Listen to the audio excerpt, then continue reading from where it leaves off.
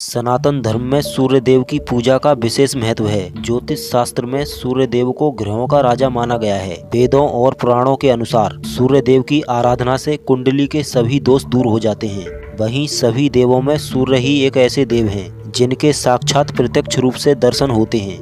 वैदिक काल से ही सूर्य की पूजा अर्चना की जा रही है। कुछ महान राजाओं ने भी सूर्य देव की आराधना की और कष्ट दूर होने एवं मनोकामनाएं पूर्ण होने पर सूर्य देव के प्रति अपनी अटूट आस्था प्रदर्शित करने के लिए कई सूर्य मंदिरों का निर्माण भी करवाया। वैसे तो भारत में सूर्य देव के लिए समर्पित 12 मंदिर हैं, परंतु उनमें से 4 अत्यंत महत्वपूर्ण हैं। पहला अनंतनाग का मार्तंड मंदिर जम्मू कश्मीर, दूसरा कटारमल सूर्य मंदिर उत्तराखंड, तीसरा मोढेरा का सूर्य मंदिर गुजरात तथा चौथा कोणार्क का सूर्य मंदिर जो कि अपनी भव्यता और अद्भुत बनावट के लिए विश्व विख्यात है और भारत के सबसे प्राचीनतम ऐतिहासिक धरोहरों में से एक है। यह मंदिर भारत के उड़ीसा राज्य के तट पर पुरी से लगभग 35 किलोमीटर उत्तर पूर्व कोणार्क में चंद्रभागा नदी के किनारे स्थित है। ऐतिहासिक मान्यताओं के अनुसार इसका निर्माण 13वीं शताब्दी में गंग राजवंश के राजा नरसिंहदेव प्रथम ने करवाया था।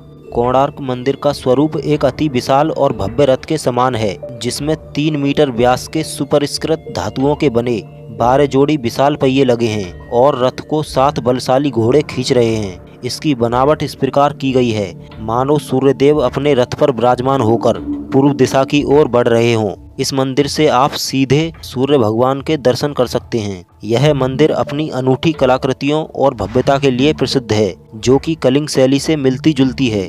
वहीं मंदिर को सुंदरता प्रदान करते 24 चक्र दिन के 24 घंटे दर्शाते हैं और प्रत्येक चक्र 8 हरों से मिलकर बना है, जो दिन के 8 पहरों को प्रदर्शित करता है।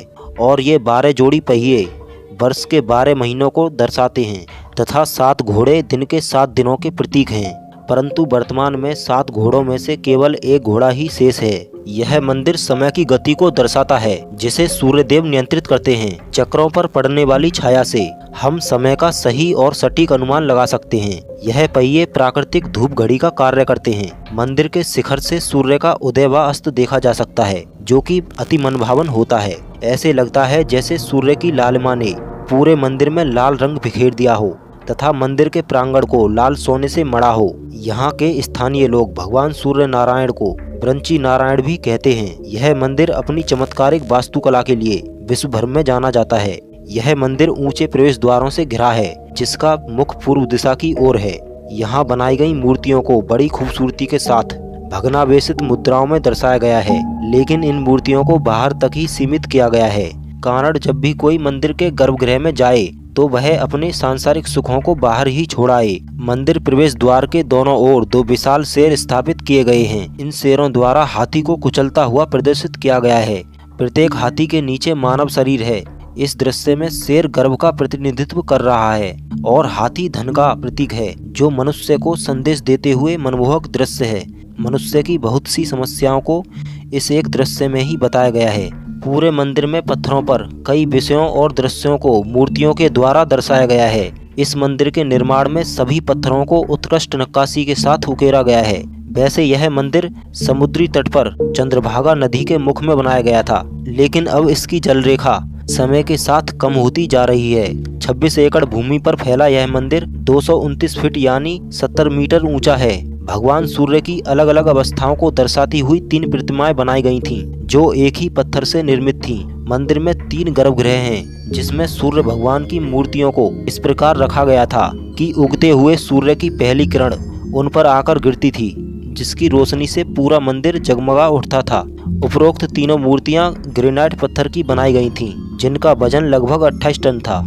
आपकी जानकारी के लिए बता दें कि मंदिर प्रवेश द्वार के पास ही एक नट मंदिर बना हुआ है, जिसमें नृत्य करती हुई नर्तकियों की मूर्तियां बनी हुई हैं। ये वह स्थान है जहां मंदिर की नर्तकियां सूर्यदेव को प्रसन्न करने के लिए नृत्य किया करती थीं। इसके साथ ही मंदिर की दीवारों पर फूल बेल और ज्यामितीय आकृतियों की नक्काशी की गई है। पूरे मंदिर परिसर में मानव, गंधर्व, देव, किन्नर आदि अनेक सुंदर मूर्तियों को ऐन्द्रिक मुद्राओं में प्रदर्शित किया गया है।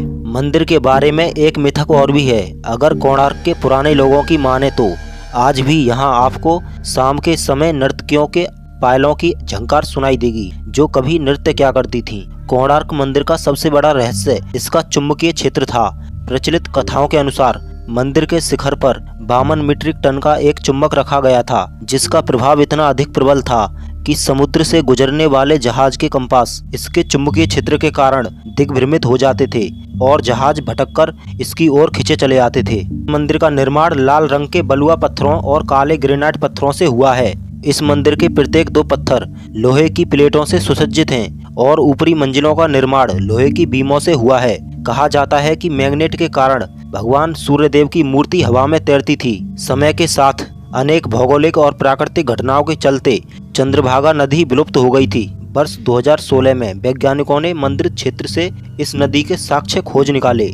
वैज्ञानिकों ने विभिन्न उपग्रहों की तस्वीरों का उपयोग किया और फिर नदी की धारा की पहचान करने और उसका पता लगाने के लिए अन्य क्षेत्रीय आंकड़ों का उपयोग किया। मंदिर के सही निर्माण समय पर भी अलग अलग मत हैं। ठीक उसी प्रकार इसके बड़े हिस्से के ध्वस्त होने के पीछे भी कई मत हैं। एक और जहां इतिहासकार इस मंदिर के ध्वस्त होने का कारण मुगलों का आक्रमण और देखरेख का अभाव मानते हैं, वहीं वास्तुशास्त्री इस मंदिर के ध्वस्त होने का कारण इसका खराब वास्तु बताते हैं।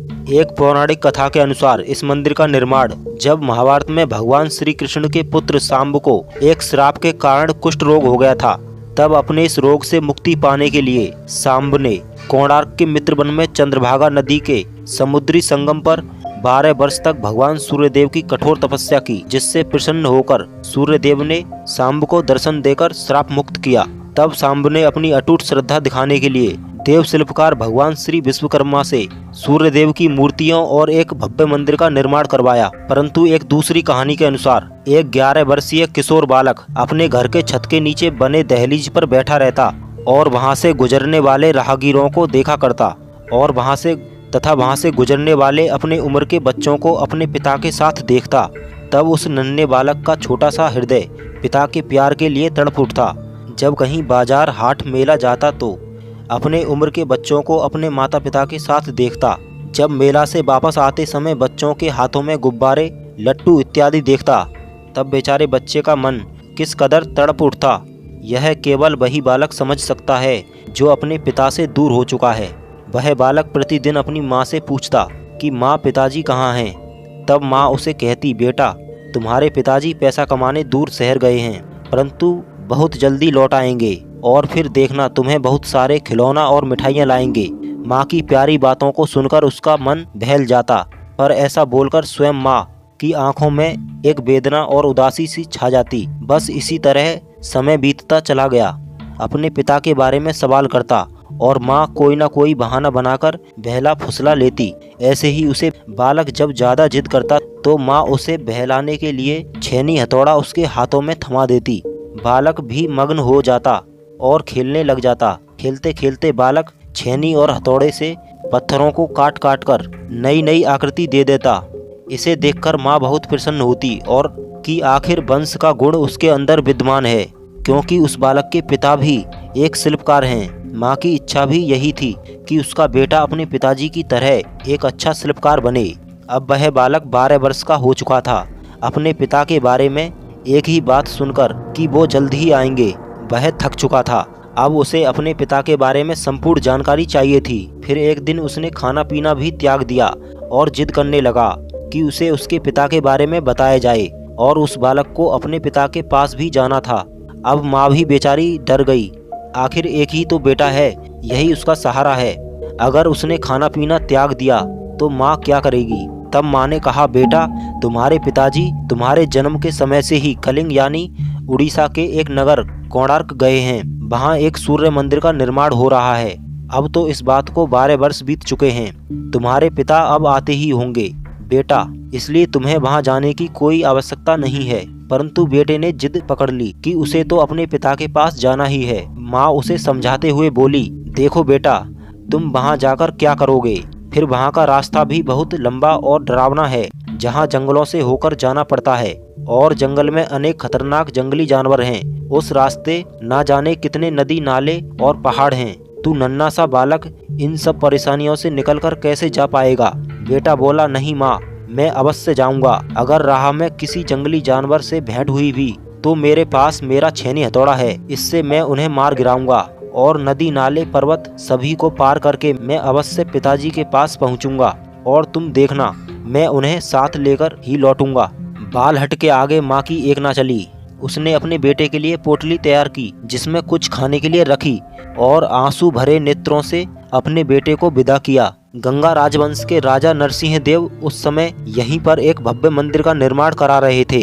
कहा जाता है कि नरसिंह देव का जन्म उनके माता पिता द्वारा सूर्य की आराधना करने पर हुआ था। जब नरसिंह देव सिंहासन पर बैठे तब उनकी मां ने आदेश दिया कि तुम्हारे पिताजी ने पुरी के मंदिर का जीर्णोद्धार कराया था, तुम भी भगवान सूर्यदेव का मंदिर बनाकर अपनी कीर्ति और यश का ध्वज फहराओगे। अपनी माता की आज्ञा से प्रेरित होकर नरसिंह देव उन दोनों इस मंदिर का निर्माण करा रहे थे। उस समय इस क्षेत्र का नाम आरक था। उस गांव का नाम भी पहले कणकड़ था, परंतु धरती के कोने में होने के कारण कोण आरक से इसका नाम कोणार्क हो गया। पौराणिक कहानियों के अनुसार सूर्यदेव और भगवान शिव ने यहाँ कठिन तपस्या की थी। इसके अलावा एक मान्यता यह भी है कि अर्क सूर्य भगवान का ही एक नाम है, इसलिए इस जगह का नाम कोण अर्क यानी कोणार्क हो गया। सूर्य मंदिर के भव्य निर्माण के लिए जगह जगह से शिल्पकार बुलाए गए थे। उन्हीं 1200 शिल्पकारों में से एक उस बालक आर्जव के पिता बसुसेन भी थे, जो सभी शिल्पकारों में प्रमुख थे। इस मंदिर के निर्माण कार्य को चलते चलते 12 वर्ष बीत चुके थे। पूरा मंदिर बन चुका था, पर शिखर कलश का निर्माण कार्य अभी भी नहीं हो पा रहा था। सभी शिल्पकार मिलजुल कर अथक प्रयास से शिखर कलश बनाते, परंतु वह रात भर में ध्वस्त हो जाता। शिल्पकारों को यह बात समझ ही नहीं आ रही थी। उन्हें लगता सभी कार्य सही तरीके से तो हो रहा है। उस शाम को बालक आर्जव कोणार्क की भूमि पर पहुंचा। कोणार्क की भूमि को प्रणाम कर मनमुग्ध हो विशाल महासागर और उसके किनारे पर यह विराट मंदिर को निहारता रहा। मंदिर के बाहर सभी शिल्पकार उदासी से अपने सिर झुकाए हुए बैठे थे। उनके चेहरे पर उदासी और भय की रेखाएं थी। आर्जव ने अपनी मां के द्वारा बताए लक्षणों से अपने पिता को पहचान लिया और प्रणाम करते हुए उनसे पूछने लगा, पूज्यवर, आप सभी ऐसे उदास क्यों बैठे हैं? सागर के किनारे सूर्य की लालिमा से युक्त कितना सुंदर दृश्य बना हुआ है और आप लोगों के चेहरे पे ये उदासी, मुझे कुछ समझ नहीं आ रहा। कृपया करके इस उदासी का कारण मुझे भी बताएं। बालक की मधुर वाणी सुनकर मुखिया बसुसेन बोले, बेटा अभी तुम एक छोटे बालक हो, तुम यह जानकर भी क्या करोगे? तुम्हें बताने भर से हमारी विपदा तो समाप्त नहीं होगी, परंतु इतना आग्रह कर रहे हो तो तुम्हें बताता हूँ। यह जो सामने विराट मंदिर दिखाई दे रहा है, इसे बनाने संवारने में हम 1200 शिल्पकारों का समूह पिछले 12 वर्ष से लगा हुआ है। हमारे अथक परिश्रम के फलस्वरूप इस मंदिर की शिल्प कला का एक अद्वितीय रूप निखर कर आया है। फिर भी एक कमी रह गई है, जो हमारे लगातार प्रयासों के बाद भी पूरी नहीं हो पा रही है। हम लोग मिलकर इस मंदिर का शीर्ष कलश बनाते हैं, परंतु यह ढह जाता है। कलिंग के अधिपति महाराज नरसिंह देव ने हमें आज रात का ही समय दिया है। कल सूर्योदय तक यदि मंदिर का शिखर नहीं बना तो हमें फांसी की सजा दे दी जाएगी। हम अपने घर परिवार से दूर यहाँ 12 वर्ष से पड़े हैं। सोचा था मंदिर का कार्य पूरा होते ही अपने अपने घर चले जाएंगे। मैं तो जब घर से निकला था तब मेरे पुत्र ने जन्म लिया था। अब तो वह तुम्हारी उम्र का हो गया होगा। उसे देखने की कितनी उमंग थी, परंतु अब लगता है यह उमंग धरी की धरी रह जाएगी। हमारे भाग्य में यही लिखा है, होनी को भला कौन टाल सकता है। बस यही सब बातों से परेशान हैं। आर्जव बोला, आप मुझे अपना बेटा ही समझिए मुखिया जी। अपना परिचय देते हुए आर्जव ने कहा, आपका कार्य मैं कर दूंगा।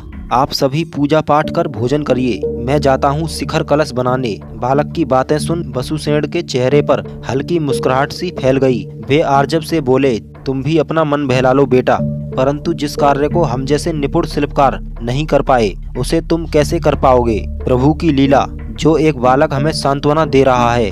कोई बात नहीं, प्रयास करके देखो बेटा।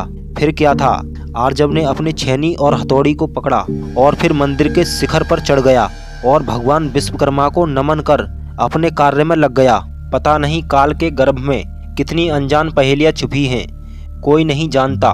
पूर्णिमा की चांदनी में शिखर कलश चमकने लगा। सुबह तक आर्जव ने मंदिर का शिखर कलश बनाकर मंदिर को एक नया रूप दे दिया। यह देख सभी शिल्पकार चकित रह गए। मुखिया बसुसेन ने अपने सभी औजार आर्जव के चरणों में रख दिए और गदगद स्वर में कहा, हे छोटे विश्वकर्मा, हम तुम्हें प्रणाम करते हैं। हमारी मौत तो निश्चित है, परंतु हमें मरते हुए भी खुशी होगी कि हमारा अधूरा कार्य तुमने पूरा किया। लोग युगों युगों तक तुम्हारा नाम याद रखेंगे बेटा।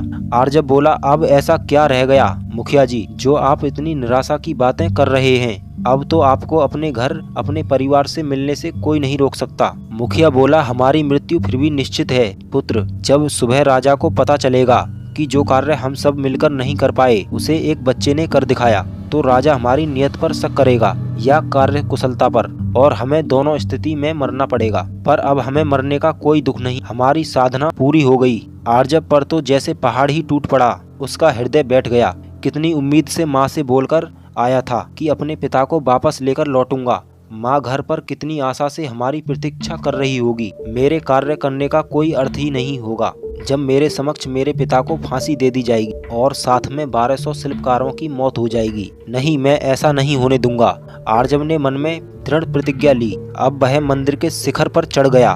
फिर मुखिया को संबोधित करते हुए कहा, पिताजी प्रणाम। इतना कहकर नन्हे बालक आर्जव ने समुद्र में छलांग लगा दी और देखते ही देखते समुद्र की गहराइयों में समा गया। कुछ देर बाद जब उसकी पोटली से माँ द्वारा भेजे गए सामान को देखा गया, तब पता चला कि वह बसुसेन का पुत्र था। सुबह जब राजा नरसिंह देव ने मंदिर का कलश देखा तो उनकी खुशी का ठिकाना नहीं रहा। जब मंदिर के प्रांगण में पहुंचा तो सभी शिल्पकार खुशियां मना रहे थे, सिवाय मुखिया बसुसेन के। उसका चेहरा उदासी से भरा था, आत्मा चीत्कार कर रही थी। हजारों बाण उसके शरीर में चुभे हों जैसे हालत हो गई थी। राजा को कुछ शक हुआ और उसने पता लगवाया। जब राजा को सच्चाई पता चली तो उसका अंतर्मन बिलख उठा। राजा सोच में पड़ गया कि एक बच्चा कितना बहादुर था जिसने अपना बलिदान देकर सबको बचा लिया, और एक मैं हूँ जिसने इन्हें फांसी का भय दिखाया। अगर फांसी का भय नहीं होता तो आज वह बालक जीवित होता। राजा नरसिंह देव का मन आत्मग्लानि से भर गया। जिस उत्साह से मंदिर का निर्माण कराया था